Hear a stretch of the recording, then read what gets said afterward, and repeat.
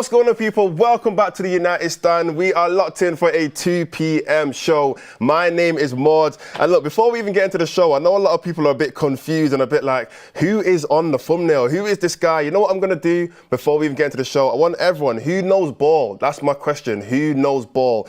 Put in the chat who is on the screen. Let's see who knows football. Let's see who knows the players from across Europe. Put in the chat right now who is on the screen. And let's see who actually knows what they're talking about. But there's a lot of stuff coming up for this show. We've got a new goalkeeper target. As a lot of you know, Andre Onana is going to be out for a considerable amount of time. Definitely not going to be here for pre-season. So we are going to possibly have to bring in a new goalkeeper. So we're going to speak about this new goalkeeper target that's been coming up on the radar. Also, should Manchester United step away from Mbeumo? That is a question which I've been seeing across social media. A lot of people are talking about it. So we're going to discuss that. Should Man United step away, or should we continue fighting this long transfer deal which has been going on for 7 weeks right now? Also, what are the options for United as a striker, for strikers? Seeing as Inter Milan have gone and signed a new striker, which means Højlund is going to stay at Manchester United, what are our options going into next season? Because, I mean, there's been loads of conversations about Gyökeres and Arsenal, Sesko, Ekitike.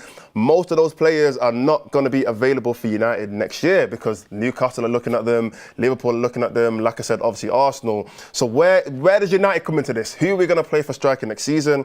Also, another bit of news, the Patch Show today, we've got Barcelona and Bayern are still interested in Luis Diaz. Now you're thinking, what has that got to do with Man United? Well, what does that mean for Marcus Rashford? That's where the question comes into it. Does Rashford still get that Barcelona move if Barcelona go and sign Luis Diaz? We're going to discuss that. And right at the end, we're going to talk about some new news that's come out with Douglas Luiz from Juventus. Now, looking in the chat right now, a few people have got it, but the goalkeeper is Senne Lammens. Senne Lammens, that is a goalkeeper that has been linked to Manchester United. Now, a little bit of news or information about him for those who don't know. He's a Belgian goalkeeper. He plays for Royal Antwerp. 23 years old, 193 centimetres, that's about 6'3", so he's a tall lad, young tall lad. He's had 10 clean sheets last season.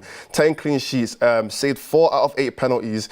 But the main thing that I saw, which kind of struck my attention, is no goalkeeper, and I want you to remember this, no goalkeeper in the world, not just Europe, but all over the world, has made more saves or prevented more goals than Senne Lammens last season. Let me repeat that for you. No goalkeeper in the world, that's including Courtois, including Alisson, including all the goalkeepers that you can think of, has made more saves, which is 177, and prevented more goals, which is on average about 16.47, than Senne Lammens last season, which I think is an insane stat. Now, I mean, look, the goalkeeper conversation it's an interesting one because the reality is, we all know that Andre Onana didn't or hasn't lived up to the expectations that we thought of him when he came from Inter Milan. Seeing as, I mean, he said it himself, he even thought he was the best goalkeeper that season in the Champions League. And a lot of people also thought, you know what,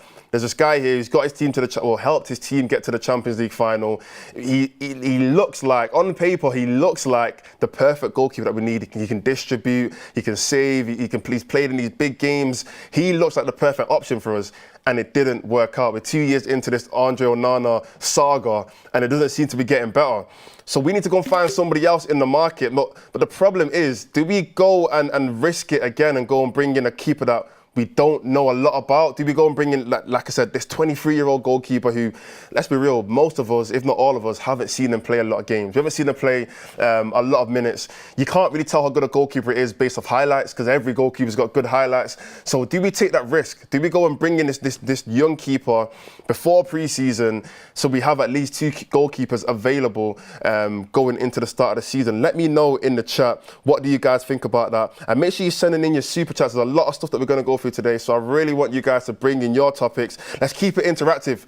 Let's keep it very back and forth. We want to debate, want to have good discussion with you guys so we know. Also, we can both bounce off each other's ideas and see, I mean, what is the best option for us? What's the best option for United going into next season? So send in your super chats so we can get some topics in here. But the super chats already come in from Zion Mayasi. He says, Gyökeres hat-trick opening day. Oh my gosh. I don't even know why I even read this, but I'm gonna read it anyway. He says, Gyökeres, spelt Gyökeres wrong by the way, but Gyökeres hat-trick opening day, hold that, come on you Gunners. I think that's, first of all, can we get him banned? Are we allowed to get someone banned in the chat? I don't know. But any Arsenal fans who'll come in the chat, let's wait till the opening day of the season. Let's just wait, because let's not act like last season you guys completely just destroyed United every game. Let's not forget what happened in the FA Cup, you know, when we beat you on penalties. Let's not forget we had a red card on that same game, so we were playing with 10 men. And don't forget that. Don't forget what happened in that game. So we can definitely hold our own against Arsenal. So we'll see what happens opening day of the season. But one thing I will say is, that game means nothing, in my opinion. Whether United win or whether Arsenal win, the whole season could completely flip on its head after that first game of the season. We all know, like, the amount of adrenaline and momentum going into the first game of the season doesn't carry on throughout the whole season. It never does. So we'll see what happens after that first game. But I know a lot of people in the chat are kind of getting onto him. So that's what happens when you come to United Stand chat. But like, either way, keep sending your super chats, and we're gonna go through. We're gonna make sure we go through all of those. But like I said, let's talk about this goalkeeper. So one of the interesting things about him is he has actually expressed his desire to come to Manchester United. So quotes here say, the 23-year-old has said, the first time I heard about Manchester United interest, I thought, wow, immediately a world-renowned team that follows you, that is special.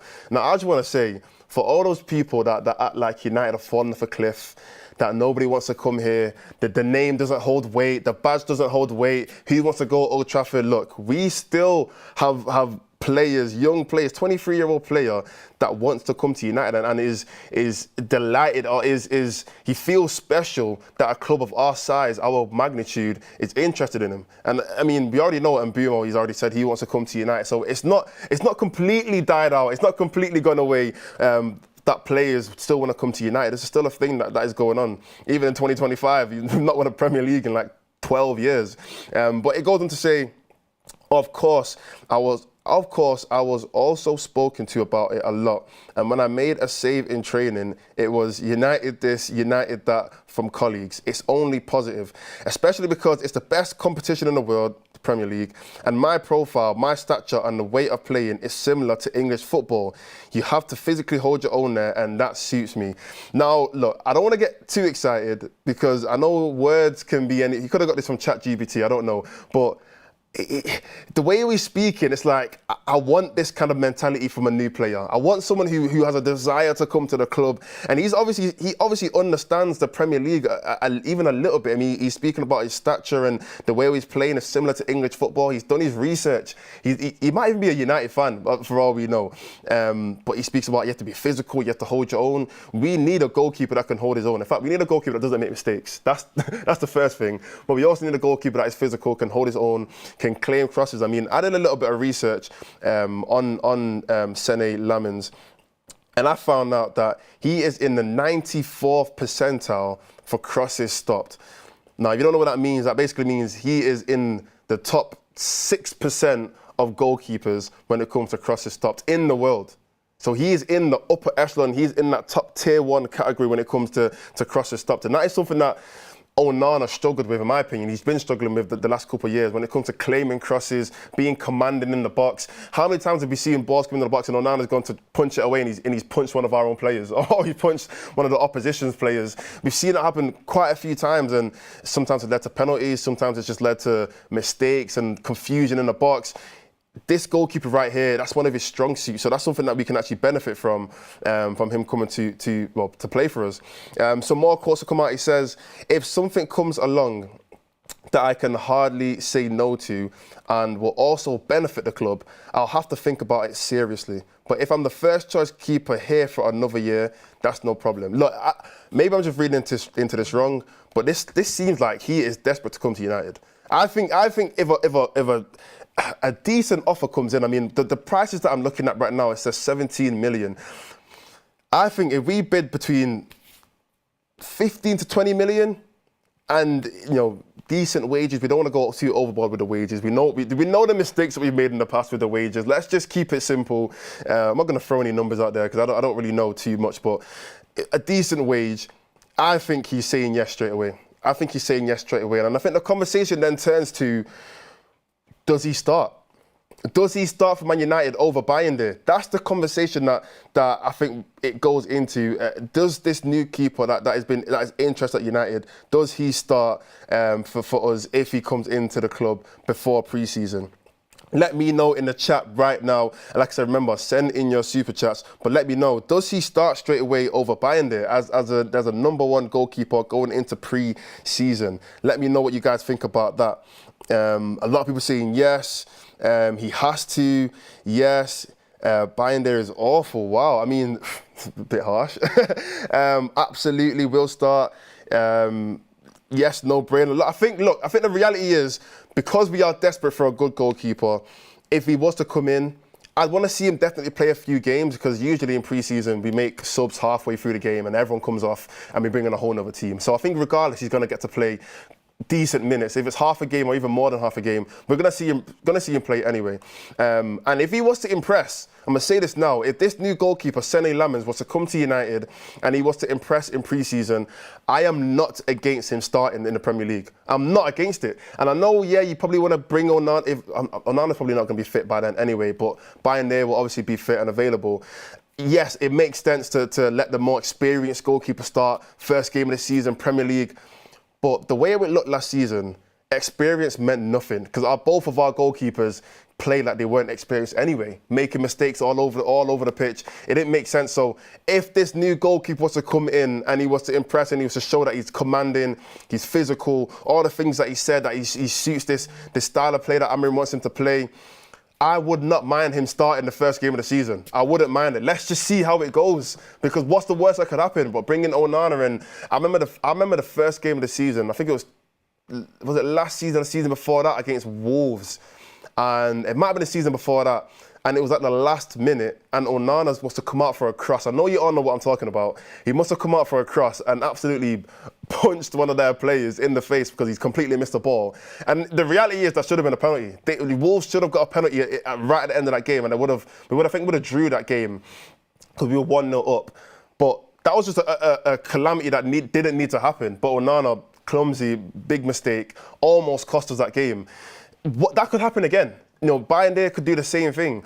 Let's just bring in this new goalkeeper and let's see how well he does, because let's be honest, what is the worst that could happen? So look, I agree with what everyone's saying in the chat. I would bring him in, and I think we should give him the chance, give him the opportunity to almost prove himself. So yeah, that is the conversation there about goalkeepers. I'm sure there's going to be more news coming out over the next few days, seeing as, you know, we've literally signed one player, and our first pre-season game is in Sweden on the 19th. So pre-season's coming up very quickly, and I think the US tour starts on the 24th. So we've not got a lot of time. So we need to start bringing in these players, or at least making conversations, start negotiating to bring in some new players. But yeah, let's move on from that goalkeeper conversation.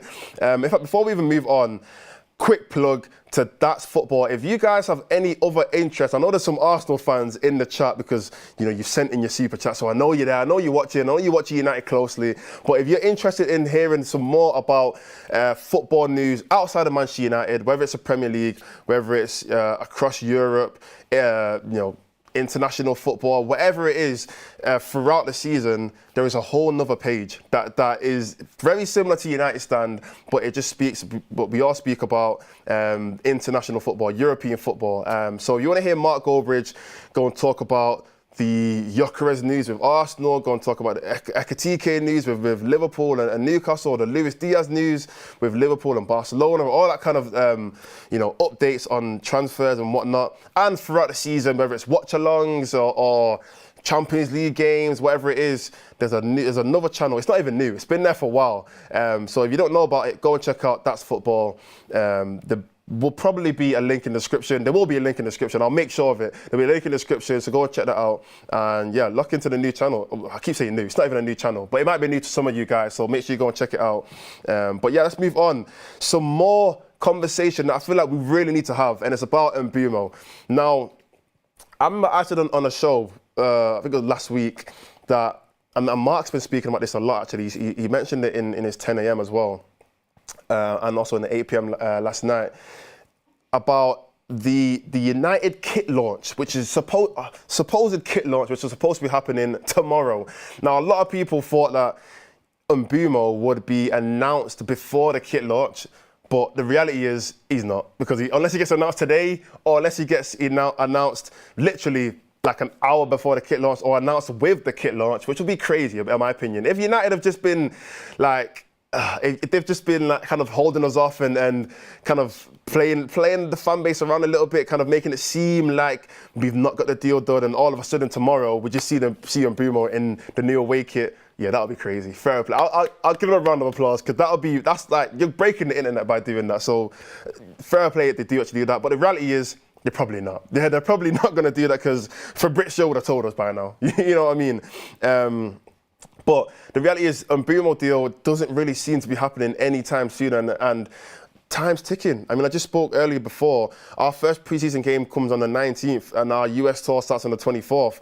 If we don't get this deal done in time, we're going to have Mbeumo pretty much walk onto the plane before he even gets to Carrington. He's going to have to walk on the plane and go to America, no training. He's not met any of the players. He's not met the manager. He's just going to have to go straight into preseason and just play, which in my opinion, it doesn't help the player, it doesn't help the other teammates, it doesn't help Amorim, it doesn't help anyone if we're not getting this deal done as soon as possible. But the question that I really want to ask is, and I've seen this on social media, at what point do United step away? At what point do United say, you know what, Brentford, as much as we want this player and as much as this player wants to come to our club, what you're asking for is too much. You're asking for 70 plus million. We're not going to give you that. At what point do United say, you know what, we're going to step away? We'll come back in next summer or even January, I'm not sure. But at this point, we're going to say no. Let me know in the chat. Let me know what you guys think. At what point do we just say no? You know what? We've tried. We've been reasonable. We've offered you the same amount that we bought Cunha for. We've offered you the same amount that other players have gone for in the Premier League. At what point do we just say no? You know what? We need to stick to our guns. We need to show like these other clubs that we're not just going to get taken for, you know, I'm not going to say the word, but we're not going to let you guys take us for anything. We're not going to just pay whatever you guys want. We're going to stick to, we're going to hold our ground, and we're going to say, you know what? No, we're going to walk away from the chat. Let me know. When do we say no? When do we walk away? But whilst you guys are putting it in the chat, I'm going to read a couple of super chats. Remember, like I said, send in your super chat so we can discuss all the topics that you guys want to hear from me. Super chat from Kevin. Hi, Mordzs. Hope you're doing good. The actual question is, can we sign him before pre-season? I mean, that's what we're talking about right now. Can we sign Mbuemo, or even a new goalkeeper, both of them? Can we sign any new players, any new players before pre-season? And it's looking like, no, if we're being honest, it's the 15th today. We've got 4 days before our first pre-season game. Are we going to get a new signing in? It's not looking likely. And if it does, it's looking like we're going to bring in one player. And I mean, the way I look at the Premier League right now, I made a tweet about this the other day. Every other team, and when I say every other team, literally every other team seems to be building and developing and progressing in terms of their squad depth, even their starting 11s.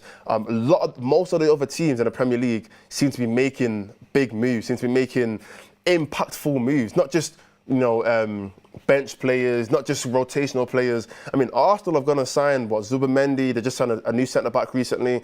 They've signed Madueke. They're looking at obviously Gyökeres. There's probably another couple of players that they've signed. I just can't think off the top of my head, but they've gone and signed about 5 players. I mean, I'm still hearing talks about Rodrigo and Eze. So these are more players that Arsenal looking to sign.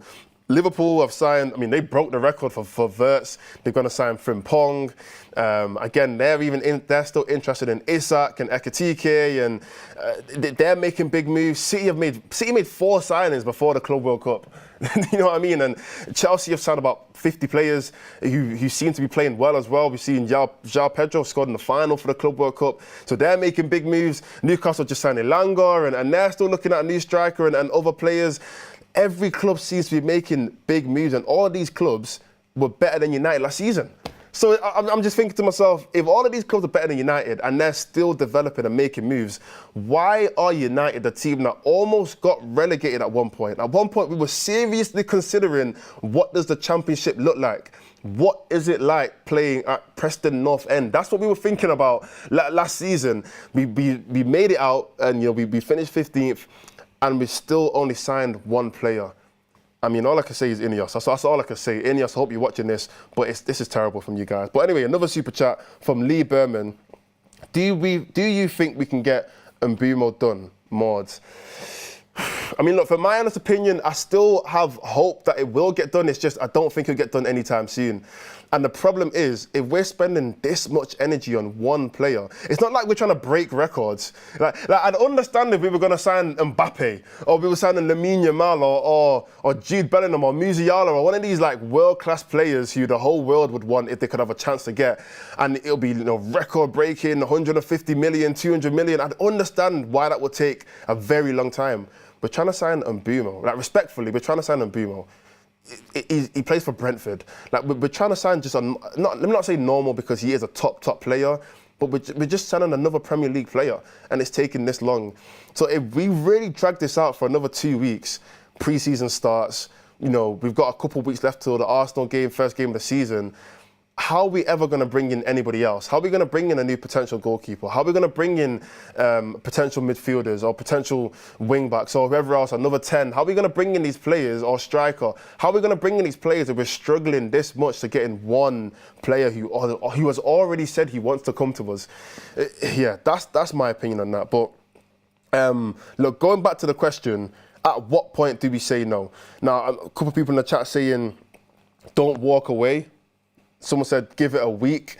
Someone else has said, we spent too long in this deal to walk away. Give them what they want. I don't think we can do that.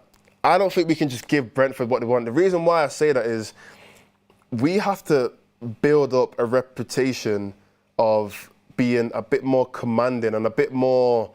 We need to act like we're a bigger club in this situation. We can't keep on letting these other clubs look at United as like a cash cow. Like, if you want some money, just sell a player to United. You're going to get an extra 20 million. You're going to get an extra 50 million. Or if you want to buy a player from United, you can bid whatever you want. You can just bid 30 million and just stay there. United will eventually lower their price and give you whatever they want. We need to at least act like we are the bigger club in this situation. Act like we have the authority, not authority, because there's no hierarchy or anything like that. But we need to at least act like we know what we're doing, that we have a plan. If we just let Brentford say, no, we want 70 million, take it or leave it, and we're not saying no, and United say, oh, you know what, go on then. But they go on then, there's 70 million, you can have it. Well, the next time we go and bid for a player, they're going to say, well, you just gave 70 million for Brentford, and we know you wanted 55. Now, we know you bid 55 straight away, but you ended up taking 70, you ended up bidding 70. When we go and try and bid for more players, they're going to say, well, United, we can get whatever we want for them. Put on an extra 5, put on an extra 7, put on an extra 10. If we keep doing that, we're going to lose our reputation. And all of a sudden now, we're spending 100 million or spending 90 million on Anthony. You know what I mean? Like, we need to kind of control ourselves and at least have a little bit of control in the way that we're bidding for players. Someone in the chat said 130 million for Cunha and Mbuemo is not mad. It's mad. It's verse. It was a record-breaking transfer, so I'm assuming it's at least 120. 120 on Verts or 130 on Mbuemo and Cunha. I'd take 130 for Mbuemo and Cunha. That's the way I'm looking at that situation. Someone said, no walking away, 60 and 60 plus 5 will get it done. All negativity about you signing Mbuemo solely affects you in a positive way that we might walk away. Well, look, there's a couple of super chats in here I'm going to read. First super chat from Shane Matthews. The writing is already on the wall for Amorim. Our lack of transfer activity is shameless. Ineos taking the club backwards. Look, I agree. I think Ineos are completely out of the depth. They did not know what they're walking into. I don't know if Sir Jim thought that because he was a United fan, everything would just work out. That's not how it works. Like, you know what I mean? Like, you can't just go and buy the biggest club or go and take over the biggest club in the country, one of the big clubs in the world, and think that because you're a United fan, it's going to be easy. No. Like, you need to know what you're doing. Like, you need to understand the marketplace. You need to understand first of all, our financial situation? Did he think that we just had £100 billion in the bank and we could just buy whoever we wanted? I don't know if he really understood the depth of what managing Manchester United was going to be, but he seems to be completely way out of his depth. Super chat from Yef Lau. If United get relegated and then the next 3 years get even worse, what team do you start following if that's the only choice you have? We're not getting relegated. I'm not even going to entertain that chat. United not getting relegated. That's simple as that. But yeah, moving on. There's a couple of things that I want to talk about. We haven't got long left on the show, but I'm going to run through these two things quickly. First of all, the striker situation. Now, we all know that Inter Milan have gone and signed a new striker, young striker, French. He's called Yoann Bonni from Parma on a 5-year contract. So that's them done. Inter Milan have gone and found their striker. The deal and the talks about them potentially signing Haaland, that's off the cards. Haaland is going to be a Manchester United player next year. Now, I want to know from you guys, what does that mean for the striker situation? Does that mean that Haaland becomes... I mean, I'm kind of basing this off we don't get a striker in the summer, because it's not looking like there's a clear option or there's a clear play that we're going to get, especially before pre-season. It doesn't look like we're going to get someone in the next week or so. So does Haaland become our first-choice striker? That's the question I'm sending out to you guys. Does Haaland become our first-choice striker going into pre-season and potentially into the first game of the season? Does he become our first-choice striker, or does Xerxes kind of become that first-choice striker? Or does it become Cunha or Mbuemo if we can get that over the line? Who becomes our Manchester United's first choice striker? I've seen some pictures and some videos recently of Amorim working with Haaland on some like finishing drills, and I mean, look, if I'm being honest, it didn't really fill me with confidence. it didn't make me think, oh my gosh, he's back. You know, I think I didn't even know the balls were going in the net because you couldn't see what was going on with the shots. You could just see him shooting. But look, let me know. Who becomes our first choice striker next season? Is it Haaland? Is it Xerxes? Someone here says, I'd keep him. We can't get any worse. A few Cunhas. Chido, I forgot even about Chido actually. Chido is still around. And let's be honest, those games that we saw Chido play last season, he looked better than Haaland. Like, if we're being completely honest, Chido looked better than Haaland for the few games that he played last season. In fact, we were at one point on the build-up shows and on the fan forums, we were saying, why is Chido not starting? Why is Chido not starting over Haaland? Because he did actually look a bit better than him. So, I mean, if that is the situation going into next season, Haaland could be our third or fourth choice striker. I mean, if you're putting Xerxes above him, if you're putting Chido above him, and if you're putting potentially Mbuemo or Cunha above him as well, Haaland becomes a fourth choice striker. In my opinion, if I'm Haaland, I'm looking at that thinking, when am I going to get to play? We're not in Europe. So you're not going to get to play all those games. We are obviously FA Cup and Carabao Cup. There are games there, but if you're a fourth choice striker, how many minutes are you going to get in those competitions? I don't know. So Haaland, if I'm you, and I'm looking at potentially United getting another striker in, I'd find another club.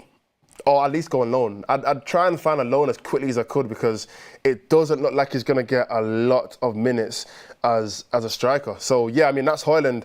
That situation with Haaland. And also, last bit of news as well.